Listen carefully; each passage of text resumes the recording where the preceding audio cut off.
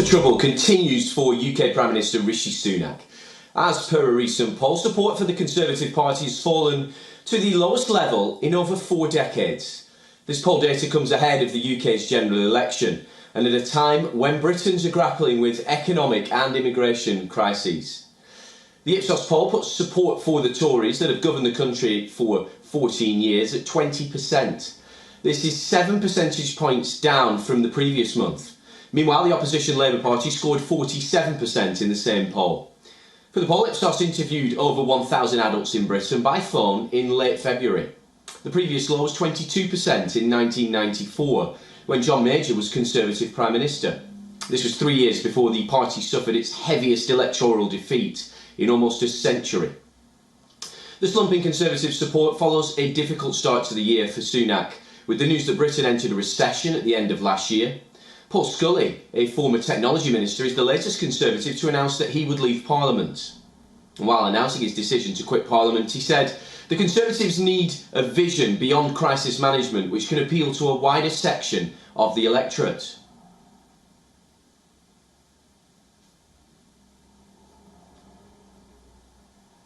Well, for more on this, we're now being joined by John Bevere from Bristol. John, many thanks for your time this morning. And the news just continues to get worse and worse for Rishi Sunak and the Conservatives. Give us your assessment on how things stand and whether it may push him actually into an earlier election than many think. Yeah, this is really bad news, isn't it, for the Prime Minister? In terms of the timing of the election, of course, legally it has to be held by January of next year at the latest. But a lot of people saying, well, nobody's going to go for a January election. Nobody wants to be campaigning over the Christmas period. Nobody wants to be out in what it will be bad weather. So we are expecting an election sometime this year. I would imagine, and I've heard this from several other political analysts this morning as well, that actually an election now will probably take place later this year rather than earlier if Mr. Sunak has his way. Of course, his party can be deeply unhappy and could try and force him out, but a lot of people not thinking that is going to be the case. These numbers, though, are hugely depressing if you are a member of the Conservative Party, and they would expect the next election, as you mentioned, that they might really struggle like they did when John Major took on Tony Blair in the 90s.